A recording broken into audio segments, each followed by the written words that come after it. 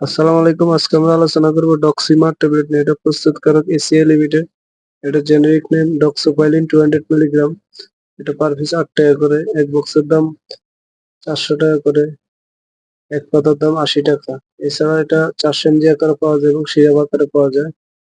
নির্দেশনা কি জন্য ডক্সিমার ট্যাবলেট খাওয়া হয়?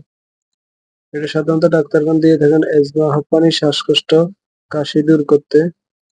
এছাড়াও bronchial asthma, bronchospasm, chronic obstructive pulmonary disease, স্ফটিক ব্রঙ্কিয়াল উপাদান সহ ফুসফুসের রোগ।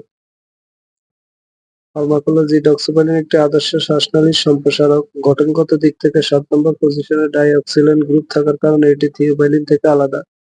ডক্সোপাইলিন নির্দিষ্টভাবে ফসফোডাইএস্টারেজ 4 কে বাধা প্রদানের মাধ্যমে শ্বাসনালীর নিঃসরণ মাংসপেশির প্রসারণ ঘটায়। থিওবাইলিন থেকে আলাদা হওয়ার কারণে ডক্সোপাইলিন এডিনোসিন A1 এবং A2 রিসেপ্টরের প্রতি আকর্ষণ অপেক্ষাকৃত কম, তাই এটি অনেক নিরাপদ। ডক্সোপাইলিন প্লাটিলেট অ্যাক্টিভেটিং ফ্যাক্টর PAFK এবং লিউকোট্রিন উৎপাদনে বাধা প্রদান করে। মাত্রা ও সেবন বিধি ডক্সিমার ট্যাবলেট ডাক্তারগণ দিনে ২ বার দিয়ে থাকেন, সকালে একবার এবং রাতে একবার। এছাড়া চিকিৎসকের পরামর্শ অনুযায়ী সেবন।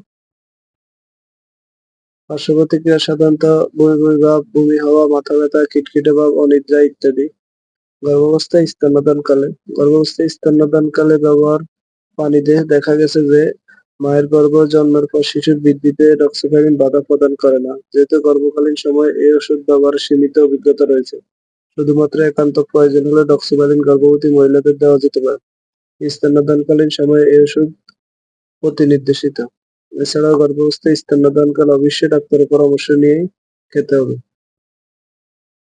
থেরাপিউটিক্যাল ক্লাস ব্রঙ্কোডাইলেটর মেথাইল জেনথিন ডেরিভেটিভস সংরক্ষণ। আলো ও তাপ থেকে দূরে শুষ্ক স্থানে রাখুন, শিশুদের নাগালের বাইরে রাখুন।